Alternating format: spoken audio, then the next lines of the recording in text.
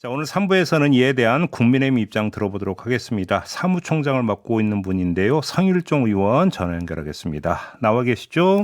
예, 안녕하십니까. 네. 성일종 의원입니다. 안녕하세요, 의원님. 예, 일단 그 상임위 강제 배정, 그다음에 국회의장 선출 이런 문제 등등에 대해서 국민의힘 소속 의원들이 헌법재판소에 권한쟁의 심판을 청구를 했더라고요. 그러면 저 그렇습니다. 궁금한 게 헌재에서 이에 대한 판단이 내려지기 전까지는 상임위 일체 들어가지 않는다. 보이콧 계속한다. 혹시 이렇게 연결이 되는 얘기일까요? 이 문제는 뭐 그렇게 꼭 해석할 필요는 없겠지만요. 예. 국회의 정상화의 키는 국회의장과 민주당이 가지고 있습니다. 예. 다수당이고 지금 민주당이 하고 싶은 대로 지금 다 하고 있는 거잖아요. 네. 법사위를 보셔서 아시겠지만 법사위를 왜 가져갔는지 어제 상황을 보면 다 아시는 거 아닙니까? 정말 이재명 대표 보호하기 위한 모든 거기에 이재명 로펌이라고 유상범 의원이 표현을 하셨던데 이재명 대표하기 위한 대장동 변호사에서부터 모든 변호인들이 다 거기 가 있다고 생각을 해요. 그래서 이러한 지금 이렇게 엉망으로 만들어 놓은 이 네. 국회에 대한 모든 책임은 국회에서의 여당인 민주당과 국회의장한테 있는 것이지요. 예. 아니 그 물밑협상 그 되고 있는 거 있습니까? 안 되고 있습니까? 의원님? 원내대표들끼리는 늘상 채널이 열려 있기 때문에 예. 대화는 늘상 주고받고 있지요. 그렇지만 워낙 바라보는 지향점이 틀리기 때문에 네. 이게 국민을 바라봐야 되는데 지금 민주당은 이재명 대표를 바라보고 있잖아요. 그러다가 보니까 이게 좀 많은 의견 차가 있는 것 같습니다. 지금 법사위 말씀하셨으니까 내일 모레 법사위가 지금 최상병 특검법 입법 청문회 열 예정이잖아요. 근데 의원님 같은 경우는 전직 국방위원이시니까 좀 그 보는 시선이 있으실 것 같은데 이거 어떻게 평가하십니까? 우선 야당이 노리는 것이 바로 이제 이런 부분이지요. 정쟁이고 이게 정상적인 국회가 열려서 법사위를 양보하면 뭐 국회가 자동적으로 정상화가 되지 않겠어요? 그러면 이런 부분들에 대해서 다 불러서 의원들이 묻고 질의할 수 있는 게 될 텐데 안타깝다는 말씀을 드리고 네. 또 최상병 사건 같은 경우는 여러 뭐 국민들께서 아시는 분도 계시고 모르시는 분도 계셔서 좀 말씀을 드리면 이건 두 가지로 정리를 하면 됩니다. 첫 번째 사망 원인이 뭐냐. 두 번째 이송 과정에서 문제가 있었느냐 없었느냐 이 문제잖아요. 네. 사망 원인은 급류 실족사였기 때문에 이거에 대해서 사망 원인에 대해서는 어느 누구도 이의 제기를 안 합니다. 야당도 얘기를 하고 다 밝혀졌기 때문에요. 네. 이제 이송 과정의 문제예요. 이송 과정에. 그런데 군은 군의 헌병의 군경찰한테는 조사 기능만 있지 수사 기능이 없습니다. 네. 자, 그런데 작전에 참여했던 우리가 여기에서 가장 중심적으로 봐야 될 키워드가 뭐냐면 대통령은 국군 통수권자예요. 국군 통수권자인데 작전에 참여했었던 사람들까지 소대장 선임하사까지 이 기소 의견으로 낸 거잖아요. 그러면 군의 작전을 앞으로 어떻게 하겠습니까? 공격 앞으로 했었을 때 전쟁 시에 누가 나가겠어요? 그렇기 네. 때문에 이거에 대해서 문제가 있고 두 번째 군은 법률가 대통령은 법률가이신데 예를 들면 이게 조사 기능만 있는데 기소 의견을 냈잖아요. 그 기소 의견을 낼 수 있는 것은 경찰만 낼 수 있습니다. 사망사고하고 성비위 사건은 21년도 법을 바꾸어서 네. 군에서 조사하지 말고 군이 그동안 은폐한 경우도 있었고 하기 때문에 경찰로 이관해라 해서 22년도부터 경찰에서 수사는 경찰이 하게 돼 있습니다. 알겠습니다. 근데 지금 그 의원님이 말씀하신 부분은 참 오래된 논쟁이기 때문에 저는 여기서는 이제 추가로 그 부분에 대해서는 질문을 좀 안 드리겠고요. 다만 이 점을 좀 여쭤보고 싶은데 이종섭 전 장관이나 임성근 전 사단장, 그다음에 유재원 법무관리관 같은 경우는 지금 입법청문회에 출석하겠다고 의사를 밝혔는데 이건 어떻게 평가를 하세요? 입법청문회가 됐든 국회가 열리든 이분들이 가서 그동안 있었던 일 그대로 한번 얘기하면 될 거예요. 네. 그리고 공수처든 경찰이든 조사하고 있잖아요. 예, 예, 예. 신속하게 이런 부분들을 빨리 조사를 하고 수사를 해줘야 합니다. 야, 그래요. 그리고 이런 부분에 숨길 이유가 하나도 없습니다. 제가 볼 때. 조금 전에 저희가 2부에서 이제 법사위에 간사 맡고 있는 민주당 김승원 의원하고 인터뷰를 했는데요. 김승원 의원은 이 입법 청문회에 국민의힘 의원들이 그 참석할 가능성을 반반으로 내다보던데 혹시 참석 여지가 좀 있을까요? 어떻게 참석을 하겠습니까? 그런 일은 없다? 그렇지 않습니까? 아니 국회가 지금 정상화가 안 되는데 누가 예. 거기를 참석을 하겠습니까? 그래요. 그러면 지금 민주당이 깔아놓은 정쟁이 판인데 예. 그거에 대해서 희망사항이겠죠. 이 지금 국회가 정상이 아니잖아요. 이것도 어떻게 자기들 마음대로 이렇게 증인을 요청을 하고 동행명령장을 발부를 해서 네. 이 국민들한테 이런 걸 보이겠다 그러는데 이게 그럴 사항이 아니잖아요. 그리고 공수처도 그렇고 경찰로 이 수사권을 이관한 거 다 민주당이 한 겁니다. 그러면 자기들 만들어 놓았던 시스템을 스스로 부정하는 거잖아요. 예. 국가기관은 정상적으로 그 기능들을 발휘하게 하는 게 맞지요. 알겠습니다. 그 입법청문회와는 또 별도로 국정조사도 추진하기로 했는데 이건 어떻게 평가하세요, 의원님? 국정조사 같은 경우는 정치적인 영역이니까 예. 뭐 뭐든지 다 하려고 하겠지요. 예. 그래요. 예. 알겠습니다. 지금 그 어제 과방위에서 방송 사법이 의결이 돼서 법사위로 넘겼어요. 그리고 그 내일 모레 같은 날 또 입법청문회를 열기로 했습니다. 그리고 국토교통위원회에서는 25일에 전세 사기 피해자 지원 대책에 대한 청문회를 그 실시하기로 했는데 이런 야당의 움직임은 어떻게 평가하십니까? 민주당이 왜 과방위, 법사 이런 걸 가져갔는지 국민들이 잘 아실 겁니다. 예. 20대에 민주당이 냈었던 당시 민주당이 야당이었거든요. 네. 그때에 방송에 관련된 법안을 낸 게 있었어요. 민주당이 정권을 잡았잖아요.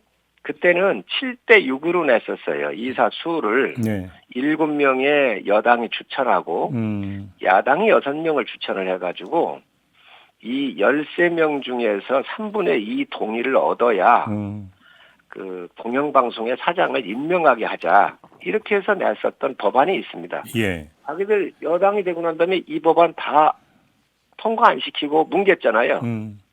그러고 나서 지금 다시 야당이 되니까 이거보다 더한 법을 만들어가지고 지금 네. 과방위를 하겠다 그러는데 법안 소위도 안 열었습니다.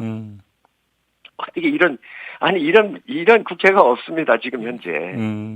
참 민주당 국민을 바라보시고 네. 국회의 기능을 잘 살려서 예. 정상적으로 운영을 하는 방법을 빨리 찾아주시기를 요청합니다. 그 김승원 의원은 한 7월 초쯤에 그 최성병 특검법이나 방송사법 표결을 위한 본회의를 열어야 될 것 같다. 그리고 열릴 것 같다. 이렇게 지금 전망을 했어요. 근데 아무튼 7월 초가 아니든 언제든지 간에 표결이 이루어질 거고 정부로 넘어갈 거고 대통령 거부권 행사하겠죠, 의원님? 그렇게 전망을 해야 되겠죠? 그럼 다시 돌아올 텐데 재표결할 때는 국민의힘 의원들이 들어가야 될 거 아닙니까? 재표결에는. 이제 그런 여러 가지 전략적인 측면을 원내대표가 고민을 하시게 될 겁니다. 그게 머지않은 장래 이야기 아니겠습니까? 그러면 지금 보이콧 일정이 꼬이는 거 아닌가요? 그런 것들이 야당이 지금 몰고 가고 있는 전략 중에 하나라고 봐야지요. 그럼 어떻게 대응하실 건데요, 그러면? 그런 대응, 이렇게까지 가서는 안 되지 않습니까? 예. 옛날에 그 하나만 선례를 좀 말씀을 드리면 우리 국회에 굉장히 좋은 선례도 꽤 있습니다.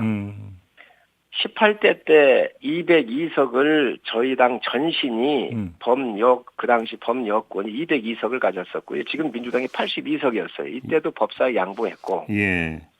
또 19대에 와서도 153대 123석인가 그랬을 거예요. 그때도 법사위를 양보를 했고요.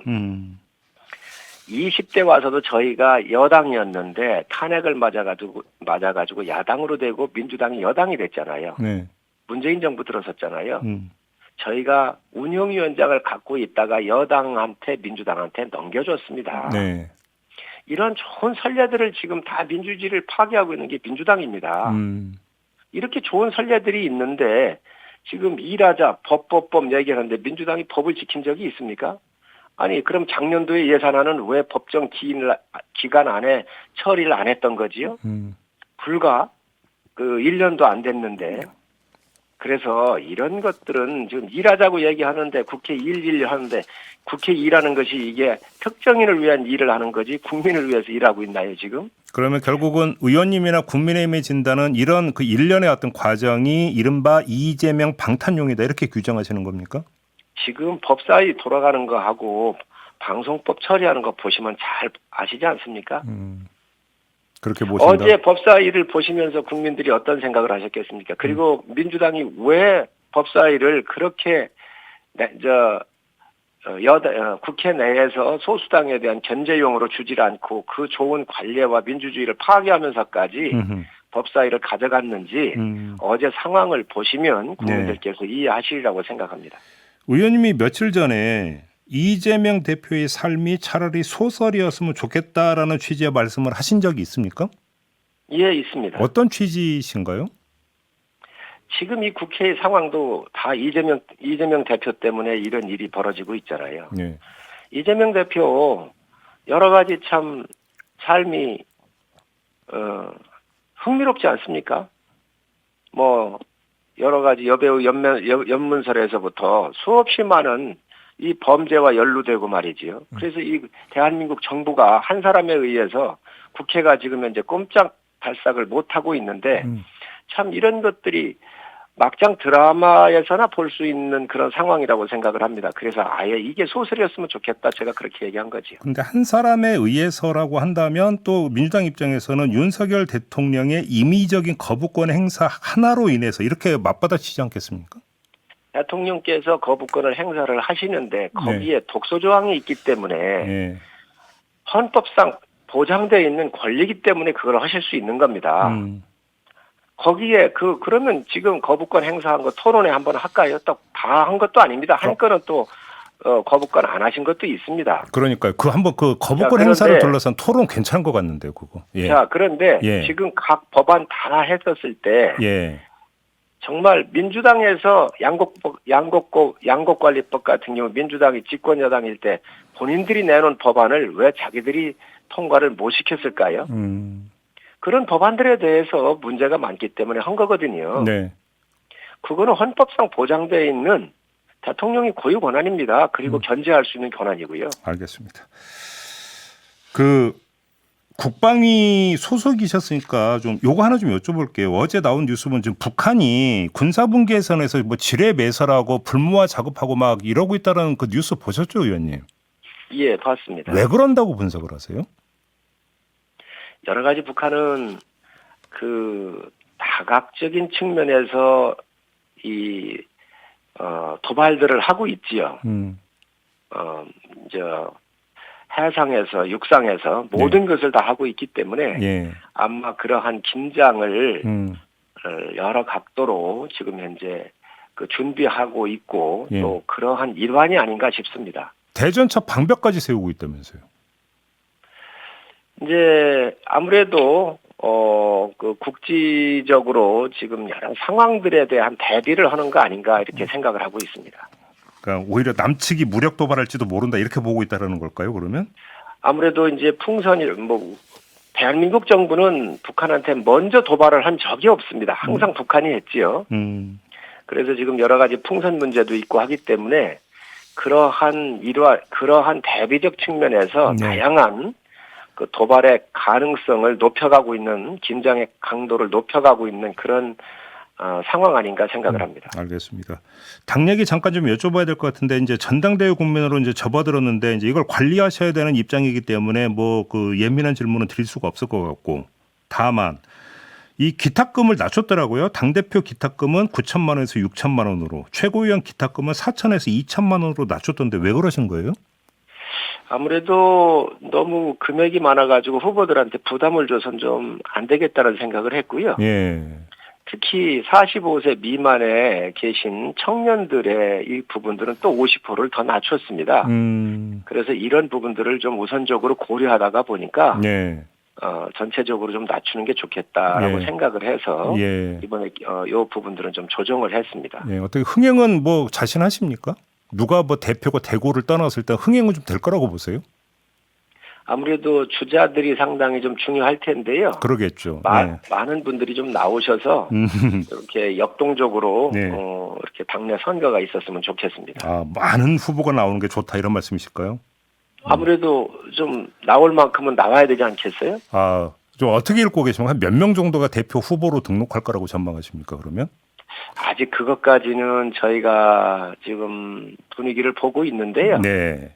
어떻게 그것까지는 말씀을 드릴 수가 없을 것 같고 네. 나경원 의원 같은 경우도 이제 결심을 하신 것 같고요. 네. 또 윤상현 의원께서도 굉장히 적극적이신 것 같고 한동훈 전 여러분이 위원장도 그렇게 보여집니다. 그래서 여러분이 준비하시는 거로 보여집니다. 알겠습니다.